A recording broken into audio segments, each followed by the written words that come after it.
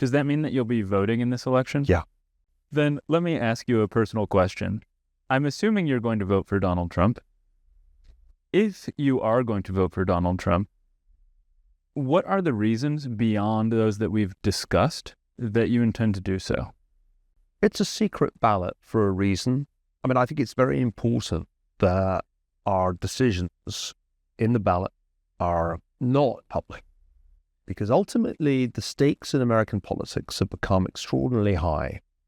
In the time that I've worked in this country, the political atmosphere has become progressively more and more toxic. This is one of the striking features of the thing we call polarization. It takes many different forms, but the most striking form is that each side regards the other as evil in a way that wasn't true 20 or 25 years ago. And this makes me very cautious about political endorsements and political statements, because I have to think not only about myself, but about my family. I'll give you an illustration of the problem. I can think of one eminent legislator who is leaving political life because of the threats to his family in recent times. So this is what we've done to our political culture. We've moved away from an arena in which bipartisanship was quite normal and even acceptable, in which at the end of an election, the loser conceded gracefully to the winner, to a political culture in which the goal would seem to be to jail the other side's candidate. I'm therefore very deliberately not making a public statement about how I will vote. You can draw whatever inference you like from the things that I've said. I've always said I feel ambivalent about Donald Trump. Not that I hate him, not that I think he's a threat to democracy or the Constitution, but I'm ambivalent. And the reason I'm ambivalent is that I don't think Trumpism addresses some of the core problems that we're talking about.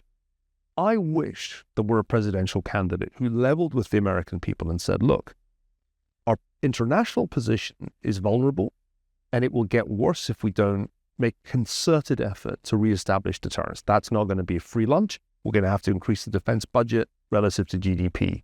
Secondly, our domestic system of entitlements is out of control. We have to do fiscal reform. That's going to be painful too. If we do this painful stuff, the benefits will be enormous and American primacy will be assured, not only for this generation, for your children and your grandchildren. That's the kind of presidential language I want to hear, and I don't hear it from either side. So my ambivalence does not really change since 2016. In 2016, I remember saying shortly before the election, I think he's going to win. And I then spent 4 years saying there are some aspects of this which are better than I thought they would be, and there are some aspects I don't like. This is, of course, the luxury of being a public intellectual. I'm not a partisan hack. I'm able, I hope, to call it the way I see it. So draw your own conclusions about how I'm going to vote. I will try my best to point out what is good about a Trump administration if we get one, as well as whatever may be good about a Harris administration should we get one.